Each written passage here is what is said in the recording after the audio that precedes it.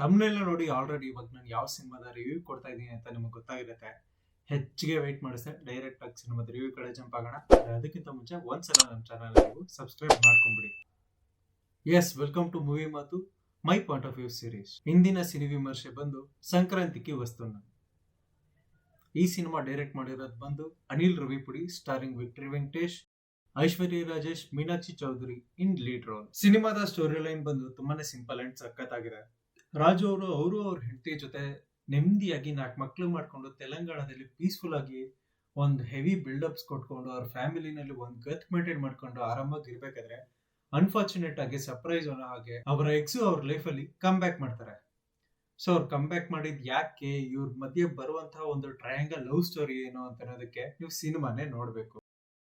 ಗುರು, ಸಿನಿಮಾದಲ್ಲಿ ನಿಜವಾಗ್ಲೂ ನಕ್ಕಿ ನಕ್ಕಿ ಹೊಟ್ಟೆ ನೋವು ಬರೋಷ್ಟು ನಕ್ಕಿ ಸಾಕಾಗೋಗಿದೆ. ಅಷ್ಟು ಸಖತ್ತಾಗಿ ಸಿನಿಮಾನ ಮಾಡಿದ್ದಾರೆ ಅನಿಲ್ ರವಿಪುಡಿ ಅವರು. ಅನಿಲ್ ರವಿಪುಡಿ ಹಾಗೂ ವೆಂಕಟೇಶ್ ಅವರ ಕಾಂಬಿನೇಷನ್ ಅಲ್ಲಿ ಈಗಷ್ಟೇ ಹಿಂದೆಯಲ್ಲಿ ಫನ್ ಅಂಡ್ ಫ್ರಸ್ಟ್ರೇಷನ್ ಸೀರೀಸ್ ಅಂತೂ ಬಂದಿತ್ತು. ಅದಂತೆ heavy blockbuster fund loaded ಆಗಿತ್ತು. ಅದನ್ನ ಬೀಟ್ ಮಾಡೋದ ನೆಕ್ಸ್ಟ್ ಸೀರೀಸ್ ಅಂತ ಅಂದ್ರೆ 7ನೇ ಸಿನಿಮಾ ಸಂಕ್ರಾಂತಿಗೆ ವಸ್ತುನಮಾಗಿದೆ ಅಂತ ಹೇಳ್ಬೋದು.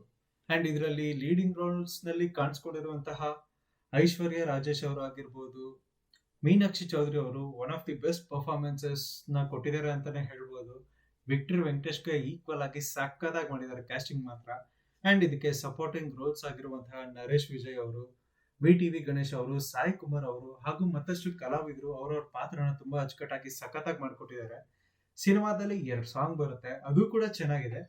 ಲೈಕ್ ಅದಕ್ಕಿಂತ ಮೇನ್ ಹೈಲೈಟ್ ಆಗಿರೋದು ಅಲ್ಲಿ ಅವ್ರು ಕೊಡುವಂತ ಪಂಚಸ್, ಆ ಡೈಲಾಗ್ಗಳು, ಅದ್ರ ಮಧ್ಯೆ ಬರುವಂತಹ interval plot and pre climax, heavy twist, fun, kick ಮಾತ್ರ ಸಖತ್ತಾಗಿದೆ. ಕೊಡೋ ದುಡ್ಡಿಗೆ 100% ಸ್ಯಾಟಿಸ್ಫೈಡ್ ಅಂತ ಹೇಳ್ಬೋದು. One of the best fun entertainer cinema ಇದು. ಬಟ್ ಈ ಸಿನಿಮಾ ನೋಡಿದಾಗ ನಂಗೆ ಅನ್ಸಿದ್ದು ಒಂದೇ, ಯಾಕೆ ನಮ್ಮ ಕನ್ನಡ ಇಂಡಸ್ಟ್ರಿನಲ್ಲಿ ಈ ತರ ಸಿನಿಮಾ ಮಾಡ್ತಿಲ್ಲ ಅಂತ.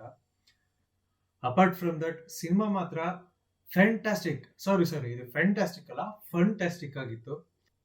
ಐ ಹೋಪ್ ಆದಷ್ಟು ಬೇಗ ಕನ್ನಡದಲ್ಲೂ ಈ ರೀತಿ ಒಂದು ಸಿಂಪಲ್ ಆಗಿರೋ ಕಂಟೆಂಟ್ ಇಟ್ಕೊಂಡು ಈ ರೀತಿ ಒಳ್ಳೆ ಸಿನಿಮಾಗಳು ಬರಲಿ. ಇದಿಷ್ಟು ನನ್ನ ಈ ಸಿನಿಮಾದ ವಿಮರ್ಶೆ ಆಗಿತ್ತು. ನಿಮ್ಗೇನಾದ್ರೂ ನನ್ನ ಈ ಸಿನಿಮಾದ ವಿಮರ್ಶೆ ಇಷ್ಟ ಆಗಿದ್ರೆ ಕೆಳಗಡೆ ಲೈಕ್, ಶೇರ್, ಸಬ್ಸ್ಕ್ರೈಬ್ ಮಾಡಿ. ನೀವು ಹಾಗೆ ಏನಾದ್ರೂ ಈ ಸಿನಿಮಾ ನೋಡಿದ್ರೆ ನಿಮ್ಮ ಅನಿಸಿಕೆ ಏನು ಅಂತ ನನ್ನ ಕೆಳಗಡೆ ಕಮೆಂಟ್ ಸೆಕ್ಷನ್ ಅಲ್ಲಿ ತಿಳಿಸಿ. ಈ ವಿಡಿಯೋ ನೋಡಿದ್ದಕ್ಕೆ ಥ್ಯಾಂಕ್ ಯು. ಶುಭ ದಿನ.